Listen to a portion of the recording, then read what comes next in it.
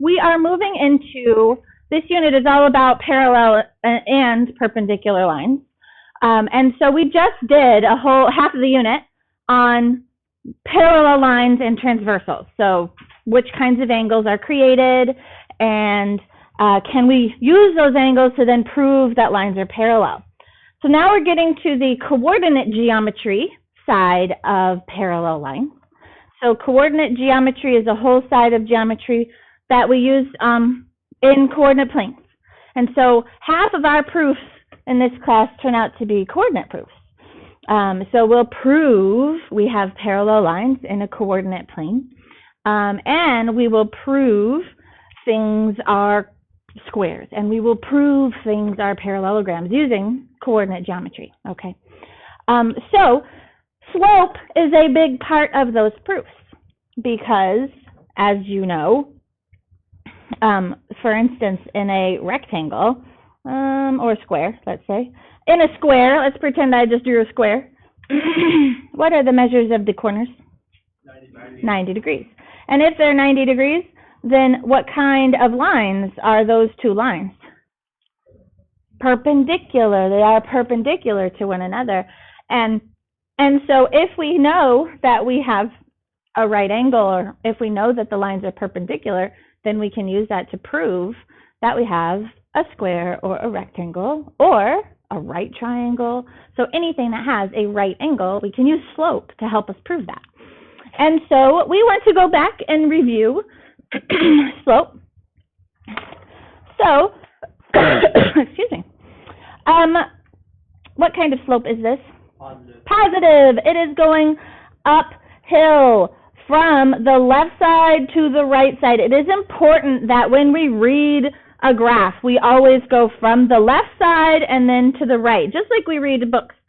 And it is going uphill from left to right. That is a positive slope. Our slope should have a positive number.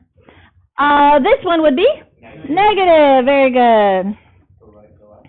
No, it is going downhill, again, from the left side to the right side of the graph. We start on the left and we're going downhill to the right. Really important that you see it that way, okay? We read a graph just like we read a book, from the left to the right. What is the slope here? Neutral. Neutral is a good word, actually, but it is a zero slope, and it's important that you understand that. Neutral is a good word only because, you know, if my arm is going downhill, like here, that's negative, and then if I go here, it's positive, and what is right in between negative and positive? Neutral, or zero, okay? Negative values, positive values, what's right in the middle? Zero, okay? Also, I like to think about it as 0 beats per minute, right? When you think about a heart monitor, boop, boop, boop, boop, you know that thing? The heart monitor, when it's a flat line, how many beats is your heart beating? 0, okay? So flat line, 0 beats per minute. What is this slope? Undefined. Very important, it is undefined. This is my worst nightmare right here. This is a reoccurring dream of mine. This is my brain. At night, I'm dreaming, and I'm in a Jeep. God, I'd never drive a Jeep. Jesus. But I'm in a Jeep, and I got all my kids, and we're in this Jeep, and I'm driving, and then we approach this really steep, incredibly steep hill. Now, I lived on a really steep hill when I was younger, okay? Like, the hill was cement. It was so steep, they couldn't make it out of asphalt. So it was cement. So it's an incline of like 45 degrees. It was really, really steep, all right? It was crazy. But this has got to be higher than that. This is like, I'm in the Jeep down here, and I'm going up this kind of hill. And I'm just thinking to myself, this is how my brain's working there. I'm like, I got all my kids in the car, and I am driving up an impossibly steep hill. There is no way that the friction of these tires and the weight of gravity would keep this vehicle on this hill. It is that steep. Like, I'm going to fall. Like, this is what I dream at night. It's crazy. Anyway, Yeah.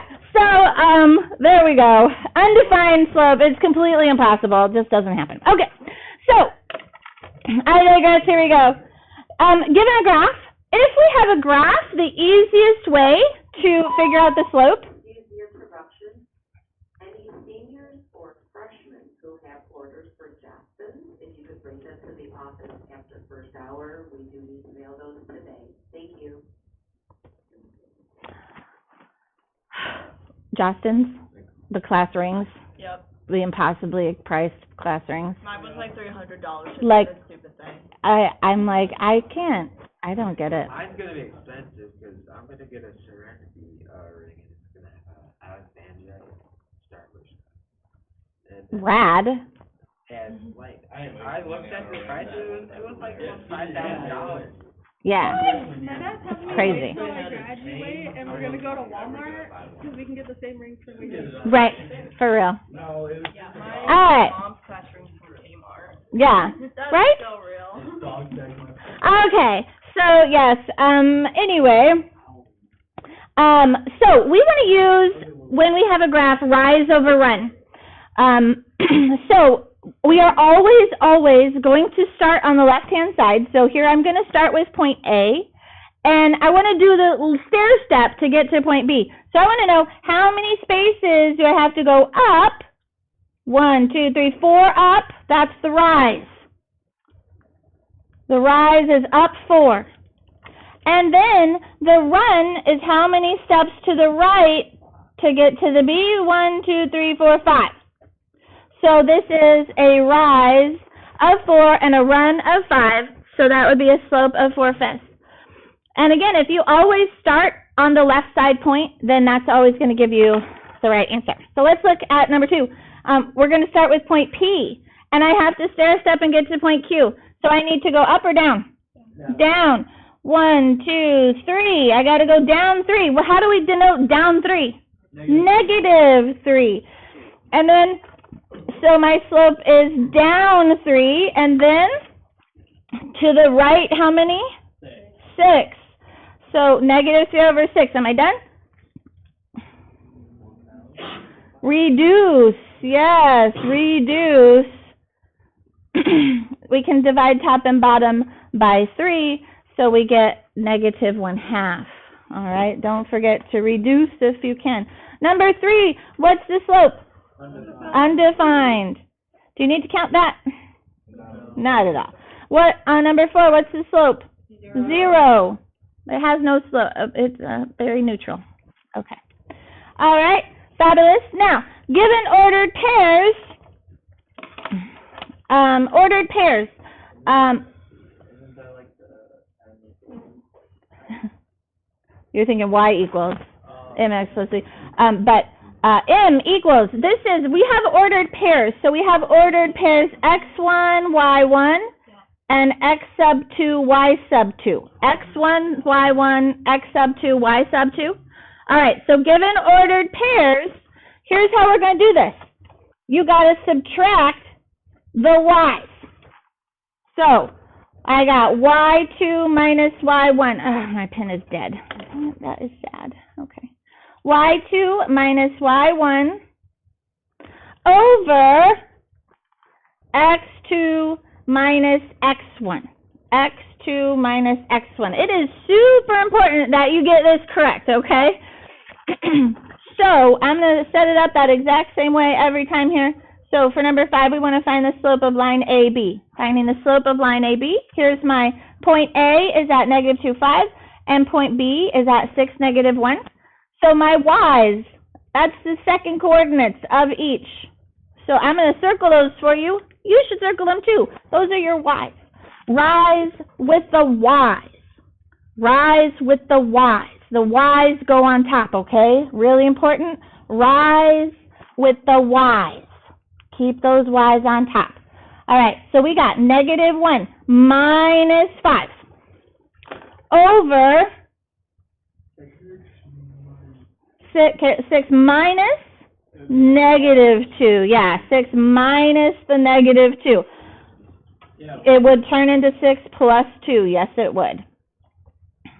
All right, negative 1 and a negative 5 makes negative 6. And 6 minus a negative is really plus, 8. and it becomes 8. And then we need to reduce. What can we divide by? 2. So we get negative 3 over 4. Okay? Yeah? All coming back, yeah? All right, we want to find the slope of line GH. Slope is M. It's actually Latin, in case you were curious why we use M for slope. It's a Latin word. I can't remember what the word is. Maybe I'll look it up in a minute. But so we, again, rise with the y's. Start with the y's. So we are going to do 7 minus a negative 3 over negative 6 minus negative 11. Now, it is important that you also subtract in the same way. So I'm starting with the right side point and subtracting the left one. And it's important that you follow that same pattern, okay? Could you start with the left side and move to the right both times? You could do that as well.